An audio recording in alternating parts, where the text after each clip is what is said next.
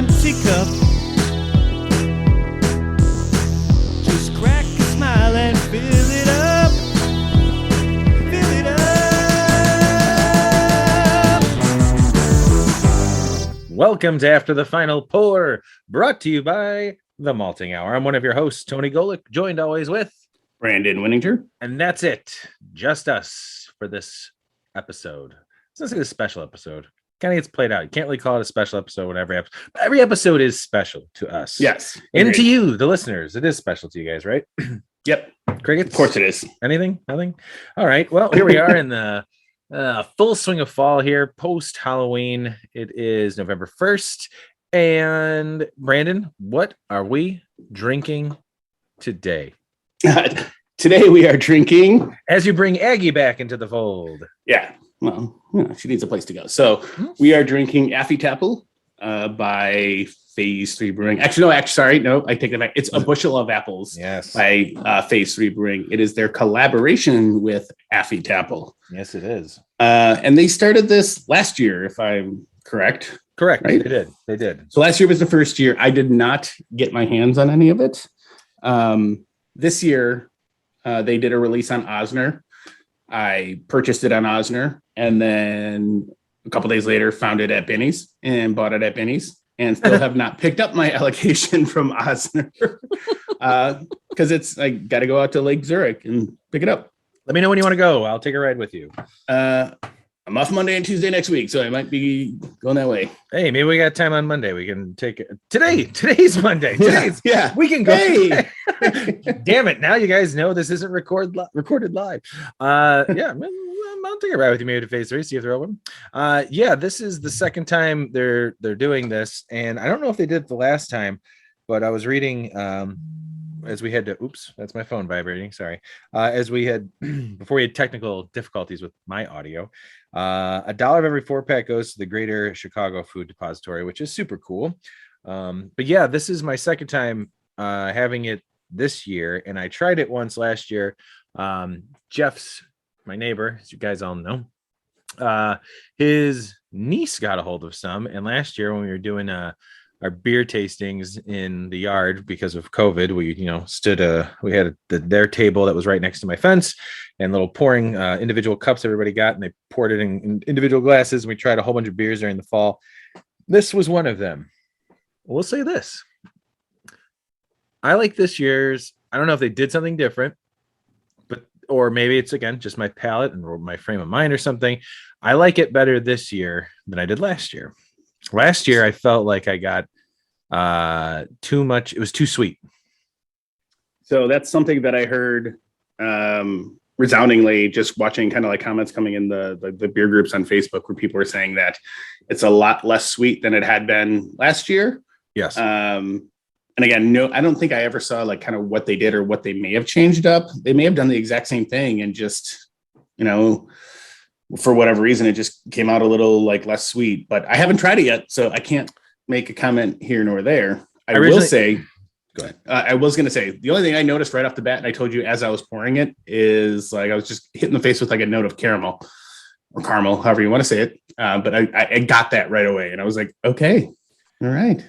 Yeah, I was not going to take a sip until we were about to record, but then when the audio issue happened, I took a sip. I changed my mind. I said I'm going to take a sip, and now I'm in full swing. And before I say anything, Brandon, I want to know what your impressions are of this beer.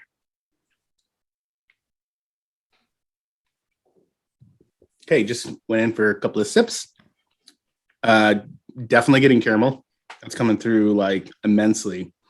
And I'm actually getting that like in the back, I'm getting like this peanut note. And it almost tastes like, so it's an apple ale, but it almost tastes like if this was an apple cider, I would be like, okay, yeah, this is totally an apple cider. But I think, like it says on the can, it's an ale with apple juice and natural flavors. So the apple juice really comes through. And for somebody who doesn't like beer or like the taste of beer, this I think would be a good compromise because you're getting sweet, you're getting, dare I say, a little salty from the caramel and peanut. I don't know. I think it mellows out. That's probably mellowing out the sweetness, but this works really well together. I'm impressed. I like it. Yeah, last year I was kind of put off by it. Excuse me. I didn't really care for it last year. It was I very, remember you said that. yeah, it was very sweet, and the caramel was kind of put me off a little bit. The taste of it, it just something wasn't working for me at that time. This time around, I think you're exactly right when you talk about the apple flavor, because it really does. It's like it's apple juice that's in there, so it's kind of like it's caramel apple juice that's carbonated. It's Yeah. the caramel is still a bit rough for me. It might just be a type of flavor that I don't really like inside a beer like this, that maybe not, a stout. Yeah. It's not bad. I will say this, I could, and I will drink this entire beer. Last time I did not want to drink the entire beer. The one sample I had, I'm like, that's good. I don't need anything else. It's funny that we're having this because I just had the Bourbon County Carmela again recently from 2020, and that is also held up very well. It's another caramel apple beer, and that's a wheat wine. So that, I have it. Still have not tried it. Oh baby, well, plop day's coming up. I'm just saying, right?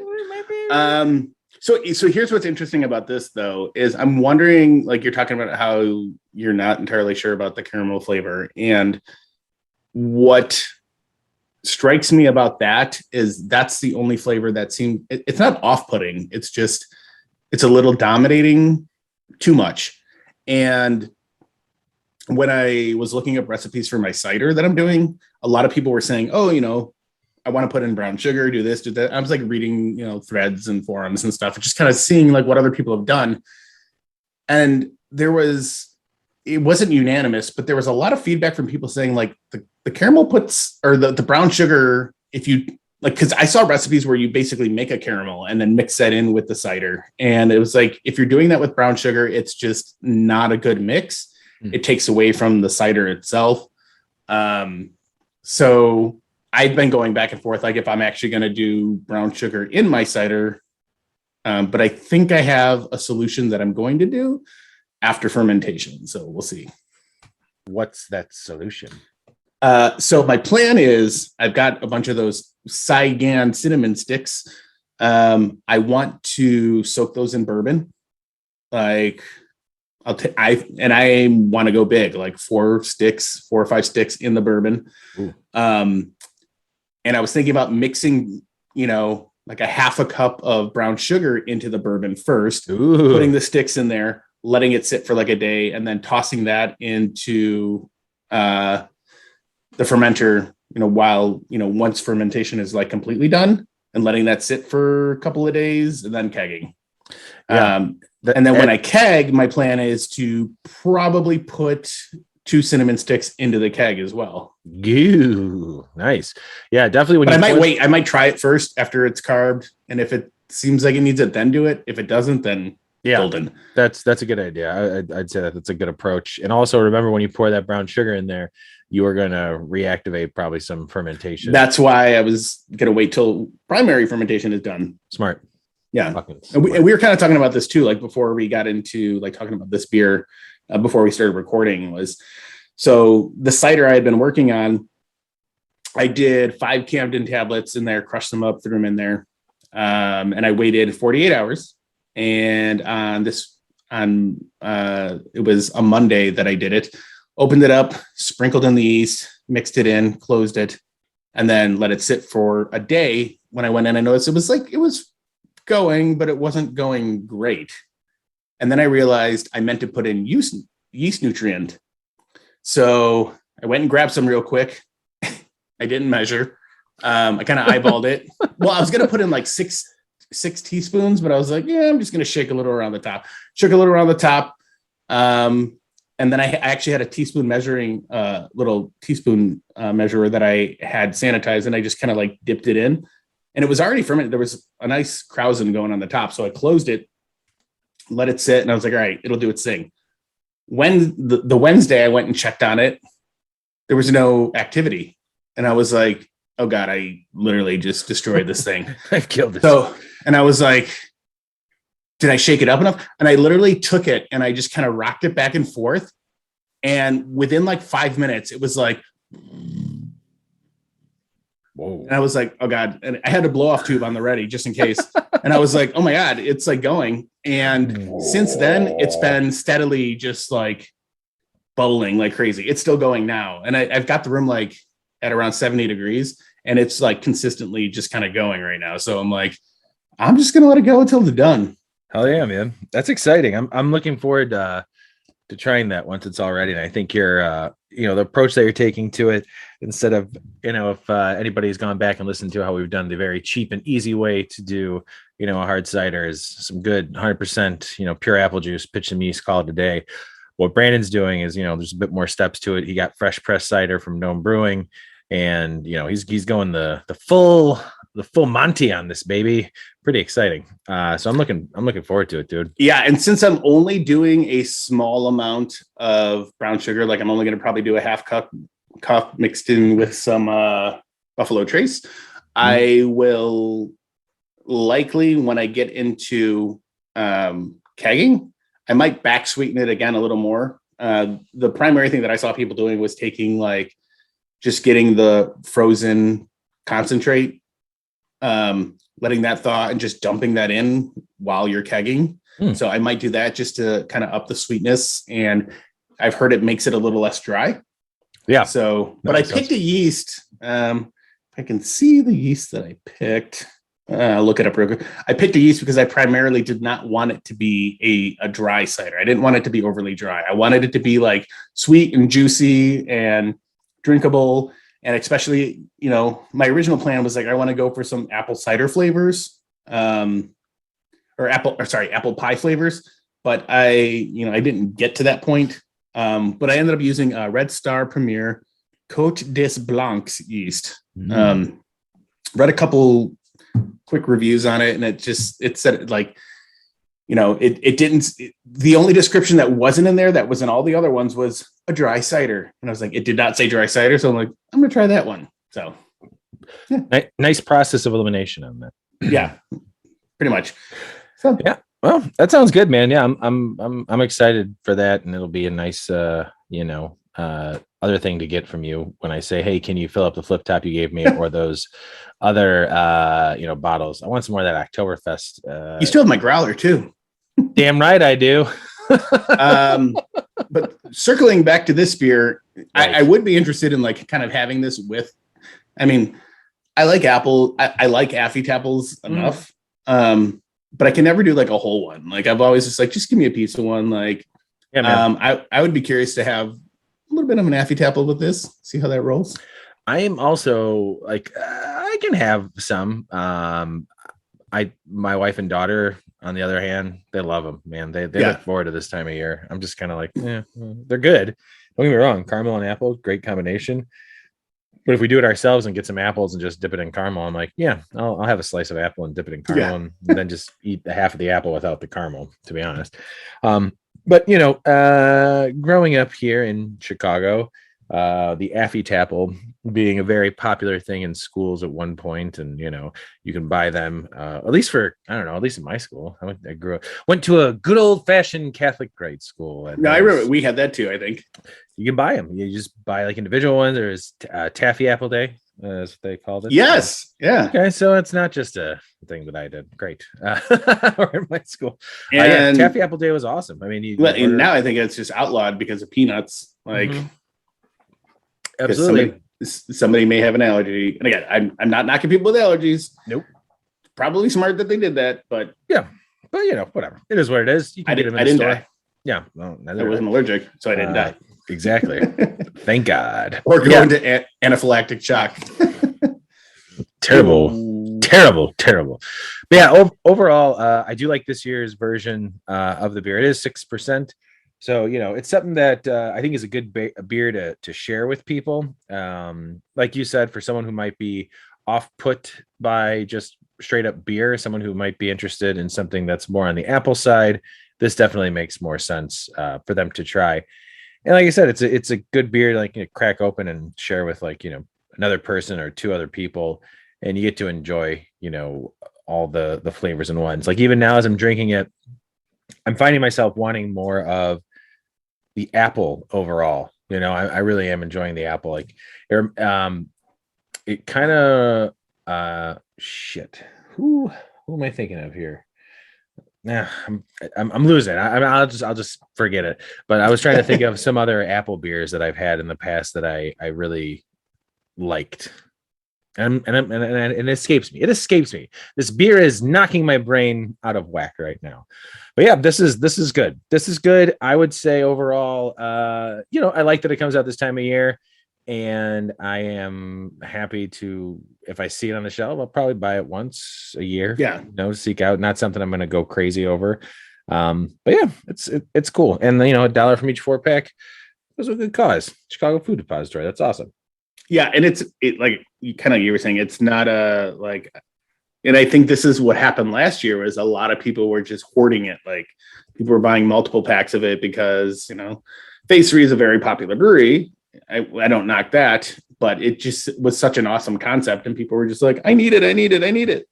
Yeah, and excuse me, it was a special release this year too, but with it being first time special release, it was kind of like everybody was all over it, trying to get it and hoarding it. I remember that the day that Jeff's niece went, it was the day it was released, and there just so happened to be like 2 4-packs left, and she grabbed one. Oh, so that I think that's how we ended up doing it. And now I'm remembering, by the way, I looked it up. What I can't believe that I knew it was on the tip of my tongue. I can't believe that I didn't say it. But Rheingeist does their beers with apple juice, and that that's what it reminded me of. I had to look it up. Did you look up your Untapped, or would you look up? I looked up Rheingeist. Actually, like it came to me, and I was like, "It's them, right? They're the ones." Yeah. Well, yeah, those guys? The Bubbles and Zango, those two are awesome. There's apple juice in those. Speaking of Rheingeist, Clark sent me a text today, and we officially have our first beer for the Christmas episode, and it's a Rheingeist Christmas ale. Ooh, don't say it. I mean, I said what it was. I did just say it, but it is. It's Rheingeist Christmas beer. Sorry. Sorry. It's is that what it's called? Just Christmas beer? Let me see. I'm at this is we're already talking about it. It's fine. It's fine. It's okay. Yeah, I'm on their website now. It is called Dad. It's called Dad. Their Hoppy Holiday Ale. So that's cool. I won't read anything else about it. It sounds like it's right up our alley, though. So I'm pretty excited about that. Woo! I'm already getting excited.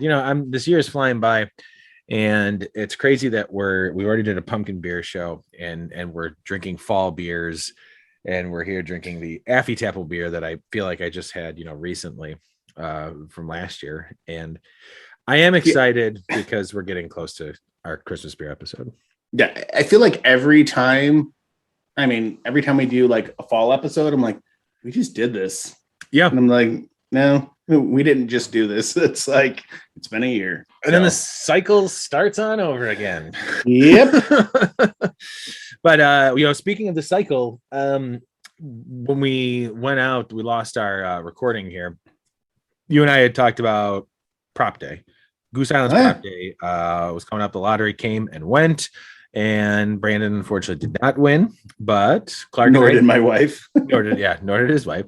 I don't know if Clark's wife entered. My wife did not enter. Not interested.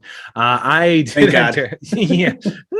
Sorry, we just spent a lot of money on 4 bottles of prop. And anyway, that's the problem. Is it's like you don't have a choice of like if you're gonna do it. Like they just instantly charge you. It's like you're in. Which I honestly forgot all about. Yep. Like I think I remember when I signed up, which was like a week ago or 2 weeks ago. And I remember Clark was like, make sure your credit card information's up to date. And I didn't even put it together that's what it was. I was like, oh yeah, I should make sure so that if I win, I can go ahead and do it.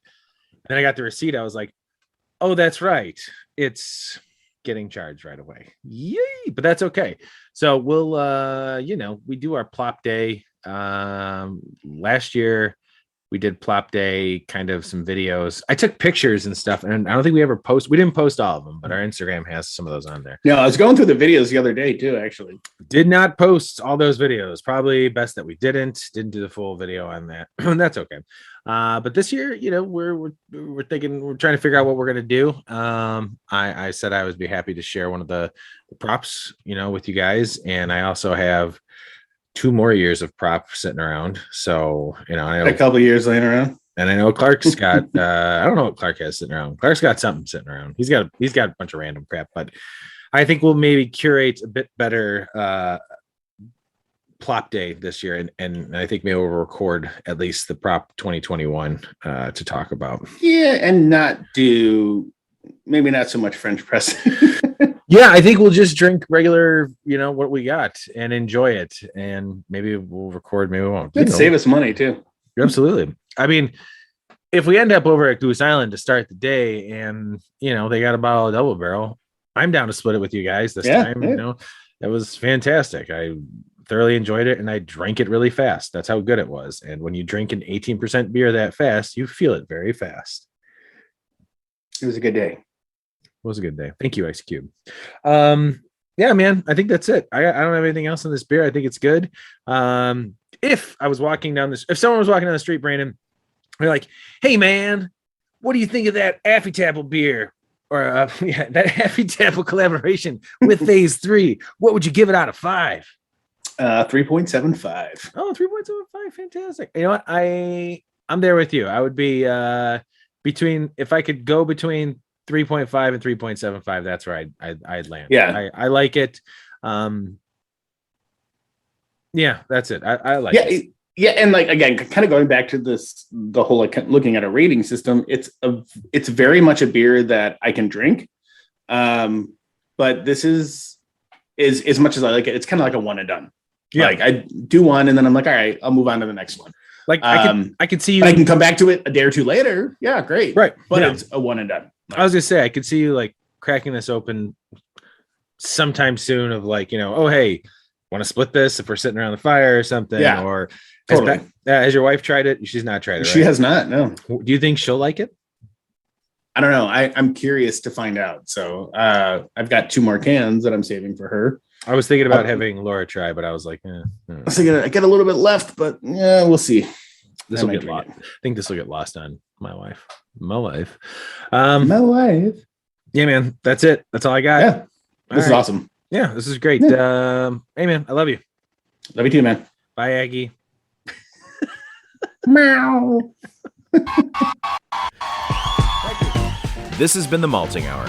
Be sure to follow us on all social media by searching The Malting Hour and at themaltinghour.com. You can also follow us on social media platforms individually. Brandon can be found on Instagram as BMDub81, on Twitter, BDub81, on Untapped, BDub Drinks Beer. Tony can be found on Instagram and Untapped under Asa Phelps Chicago.